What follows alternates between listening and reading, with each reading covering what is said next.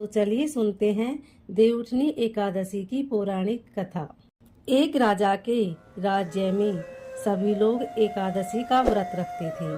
प्रजा तथा नौकर चाकरों से लेकर पशुओं तक को एकादशी के दिन अन्न नहीं दिया जाता था।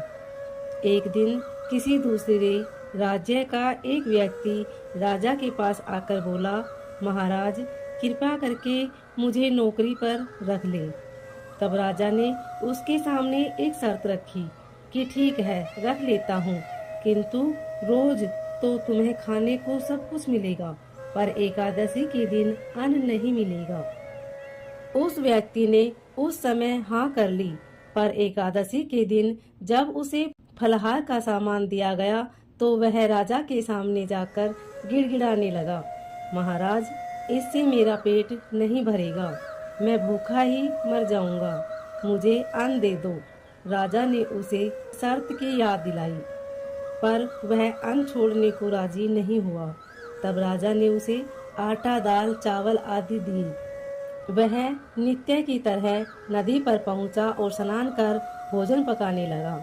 जब भोजन बन गया तो वह भगवान को बुलाने लगा, आओ भगवान भोजन तैयार है। उसके बुलाने पर पीताम्बर धारण किए भगवान चतुर्भुज रूप में आ पहुँचे तथा प्रेम से उसके साथ भोजन करने लगे। भोजन आदि करके भगवान अंतर्ध्यान हो गए, वह अपने काम पर चला गया।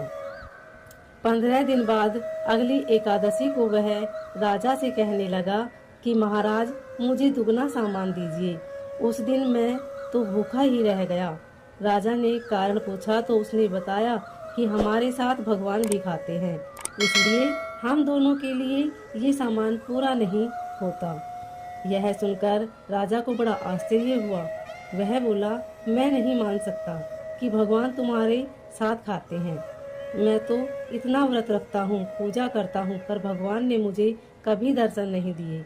राजा की बात सुनकर वह बोला, महाराज यदि विश्वास न हो तो साथ चलकर देख ले। राजा एक पेड़ के पीछे छिपकर बैठ गया। उस व्यक्ति ने भोजन बनाया तथा भगवान को शाम तक पुकारता रहा, परंतु भगवान न आए। अंत में उसने कहा, हे भगवान यदि आप नहीं आए तो मैं नदी में कूदकर प्राण त्याग दूंगा। लेकिन भगवान नहीं आए। तब वह प्राण त्यागने के उद्देश्य से नदी की तरफ बढ़ा। प्राण त्यागने का उसका दृढ़ इरादा जान शीघ्र ही भगवान ने प्रकट होकर उसे रोक लिया और साथ बैठकर भोजन करने लगी। खा पीकर वे उसे अपने विमान में बिठाकर अपने धाम ले गए। यह देख राजा ने सोचा कि व्रत उपवास से तब तक कोई फायदा नहीं होता जब तक मन शुद्ध न हो। इससे राजा को ज्ञान मिला। वह भी मन से व्रत उपवास करने लगा और अंत में स्वर्ग को प्राप्त हुआ। देवउठनी एकादशी की दूसरी कथा। एक राजा था, उसके राज्य में प्रजा सुखी थी। एकादशी को कोई भी अन्न नहीं बेचता था, सभी फलाहार करते थे। एक बार भगवान ने राजा की परीक्षा लेनी चाहिए। भगवान ने एक सुंदरी का रूप धारण किया तथा सड़क पर बैठ गए। तभी राजा उधर से निकला और सुंदरी को देख चकित रह गया। उसने पूछा, हे सुंदरी तुम कौन हो और इस तरह यहाँ क्यों बैठी हो? तब सुंदर स्त्री बने भगवान बोले, मैं निराश्रिता हूँ, नगर में मेरा कोई जाना पहचाना नहीं है, किससे सहायता मांगू? राजा उसके रूप पर मोहित हो गया। वह बोला, तुम मेरे महल में चलकर मेरी रानी बनकर रहो। सुंदरी बोली, मैं तुम्हारी बात मानूंगी, पर तुम्हें राज्य का अधिकार मुझे सौंपना होगा। राज्य पर मेरा पूर्ण अधिकार होगा। मैं जो भी बनाऊंगी तुम्हें खाना होगा। राजा उसके रूप पर मोहित था, अतः उसकी सभी शर्तें स्वीकार कर ली। अगले दिन एकादशी थी। राजा ने हुक्म दिया कि बाजारों में अन्य दिनों की तरह अन्न बेचा जाए। उसके घर में मांस, मछली आदि पकवाए तथा परोसकर राजा से खाने के लिए कहा। यह देखकर राजा बोला, रानी आज एकादशी है, मैं तो केवल फलाहार ही करूँगा।